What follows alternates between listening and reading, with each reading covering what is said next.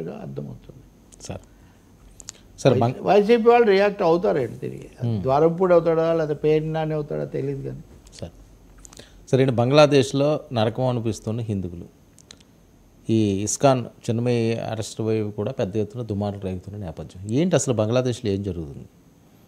బంగ్లాదేశ్లో తప్పకుండా అక్కడ జరుగుతుంది తప్పు. ప్రధానంగా మైనార్టీలు అన్నప్పుడు అక్కడ ఇస్లామిక్ రాజ్యంగా ఉన్నప్పుడు ముస్లిం క్రైస్తవులు హిందువులు చాలా ఎక్కువగా ఉన్నారు. బంగ్లాదేశ్ పేరే బంగ్లాదేశ్, అది బెంగాల్ సగభాగం. అప్పుడు మత ప్రాతిపదిక మీద దేశాలు నిలబడవు అని చెప్పడానికి బంగ్లాదేశ్ ఒక ఉదాహరణ. మత ప్రాతిపదిక మీద పాకిస్తాన్ ఇండియా చీల్చినప్పటికీ మళ్ళీ ముస్లిం అని ఏర్పడిన పాకిస్తాన్ కూడా రెండుగా విడిపోయింది. అయినా మొన్నటి వరకు ఏదో లౌకిక తత్వం అది ఇది అనేవాళ్ళు. షేక్ హసీనా మొన్న ఓడిపోవటం, షేక్ హసీనా ఏమో మోదీకి చాలా సన్నిహితంగా ఉండేవాళ్ళు. సో ఇది జరిగిన తర్వాత ఆమె ఓడిపోయాక అక్కడ చాలా అశాంతి నడుస్తుంది. అసలు ఆమె ఒక అశాంతి ప్రజా ప్రతిఘటన వల్ల ఓడిపోయారు. ఆమె ఏకపక్ష ధోరణి వల్ల ఆ ఓడిపోయాక ఇప్పుడు ఛాందస్ శక్తులు ఎక్కువగా వచ్చాయి. దానికి తోడు హసీనా పూర్తిగా మోదీతో భారతదేశంలో ఉన్న సంఘ పరివార వీళ్ళతో ముడిపడ్డారు కాబట్టి ఇక్కడ వీళ్ళది సనాతన ధర్మం, అక్కడ ఇస్లామిక ధర్మం, వీళ్ళ మధ్య యుద్ధం అన్నట్టుగా కూడా ఒకటి వచ్చింది. ఒకటి ప్రజాస్వామ్యంలో ఏ దేశంలో అయినా మొన్న కూడా సుప్రీంకోర్టు చెప్తున్నట్టుగా మైనారిటీ మతంగా ఉన్నటువంటి హిందువులకు రక్షణ కల్పించాల్సిన అవసరం కూడా ఒకటి ఉంది. సోదర బంధం కూడా ఉంది. రవీంద్రనాథ్ ఠాగూర్ రాసిన పాటే వాళ్ళ జాతీయ గీతం కూడా. ఆ క్రమంలో ఇస్కాన్ చిన్మయ్ అనే ఈయన హరే రామ హరే కృష్ణ నాయకుడు కూడా అక్కడ. ఈయన ఒక 7 కోరికలతో ప్రభుత్వం ముందు ఒక పత్రం పెట్టాడు.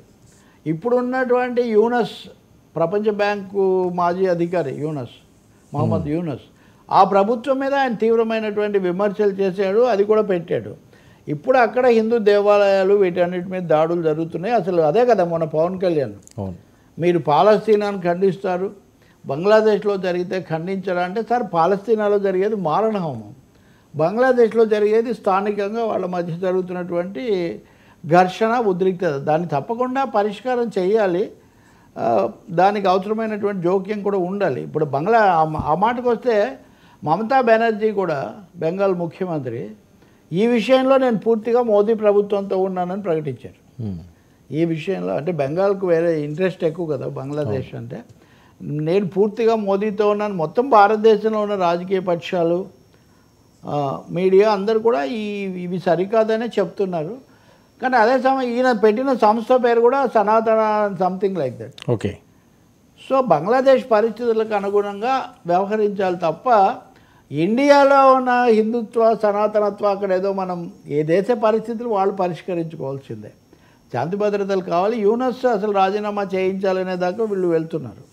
ఇది ఎలా ముగుస్తుందో మనకు అంటే హిందువులపై ఒకవేళ ఇంత అరాచకంగా ప్రవర్తిస్తే అది సీరియస్గా తీసుకోకుండా ఇంకా దీని మీద ఏవో రాజకీయ పరంగా ఆలోచించాల్సిన అవసరం అంటే షేక్ హసీనా మద్దతుదారులు వీళ్ళందరూ అన్న పద్ధతి వాళ్ళకుంది. హసీనా ఉన్నప్పుడు హసీనాను వీళ్ళు ఎక్కువ ప్రోత్సహించారు అని అలా చూడటం కూడా సరికాదు. తప్పకుండా బంగ్లాదేశ్లో హిందువులు గణనీయమైన సంఖ్యలోనే ఉన్నారు. రెండోది ముఖ్య పాత్ర భారతదేశం కూడా ఆ దేశం ఏర్పడటానికి చాలా సహకరించింది. తప్పకుండా అక్కడ హిందువుల మీద లేకపోతే ఇతర మైనార్టీల మీద జరుగుతున్నటువంటి ఈ దాడులు ఇవన్నీ ఆపాల్సిన అవసరం ఉంది.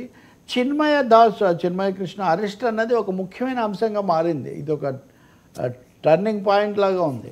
దీన్ని ప్రాపర్గా ప్రజాస్వామికంగా పరిష్కరించాల్సిన బాధ్యత ఆ ప్రభుత్వం మీద. ప్రజల మీద నిర్బంధం లేదా కొన్ని మతాల మీద నిర్బంధం చేసేటటువంటి ప్రభుత్వాలకు మనుగడ కూడా చాలా కష్టమవుతుంది. మనం శ్రీలంక చూస్తాం కదా, జాతి హత్యాకాండ లేకపోతే బౌద్ధులు ఇతరులు ఇవన్నీ చూసి ఇప్పుడు అక్కడ ఒక వామపక్ష ప్రభుత్వం అనూరా దిశ్నాయక నాయకత్వంలో పెద్ద 3 వంతుల మెజార్టీతో వాళ్ళు